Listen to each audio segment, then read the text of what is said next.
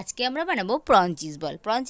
বল বানানোর জন্য কিছুটা চিংড়ি মাছ নিয়ে ধুয়ে পরিষ্কার করে নিয়েছি। তারপরে একটি মিক্সিং বোলের মধ্যে প্রথমে চিংড়ি মাছ দিয়ে দেবো, তারপরে দিয়ে দেবো দুটো কাঁচা লঙ্কা, ঝালের জন্য দিয়ে দেবো আদা কুচি ও কয়েকটা রসুন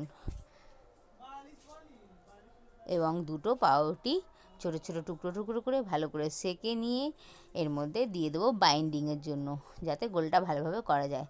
নিয়েছি আমুলের চিজ, ছোট ছোট কিউব, ওইগুলোকে টুকরো টুকরো করে নেব প্রনের ওই মাছে দেওয়ার জন্য।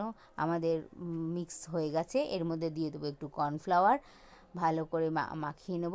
এই পেস্টে একটু নরম নরমই হয়। দিয়ে দেবো অল্প একটু নুন, তার জন্য তারপরে তেল দিয়ে হাতে একটু তেল মাখিয়ে নেব বলগুলো করার জন্য। একটু নরম নরমই হয়, তাই জন্য এরকমই হবে।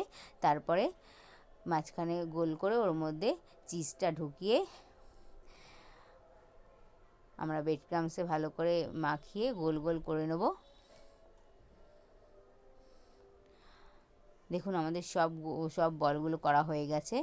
এরপরে একটি কড়াই বসিয়ে কড়াইটা গরম করে এর মধ্যে দিয়ে দেবো তেল গরম হয়ে গেছে। এবার পঞ্চাশ বলগুলো এক এক করে ভেজে নেব। প্রথমে তেল গরম হয়ে গেলে একদম লো ফ্লেম করে আস্তে আস্তে করে বলগুলো ভাজতে হবে, না হলে উপরেরটা পুড়ে যাবে আর ভেতর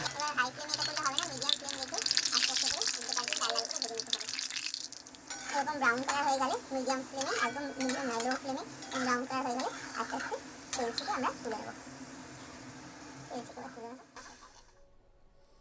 আমাদের সবগুলো বল ভাজা হয়ে গেছে। এরপরে দিয়ে দেবো অল্প একটু চাট মশলা, একটু স্যালাড কেটে নিয়েছি, শসা আর পেঁয়াজ, লঙ্কা আর সস নিয়েছি।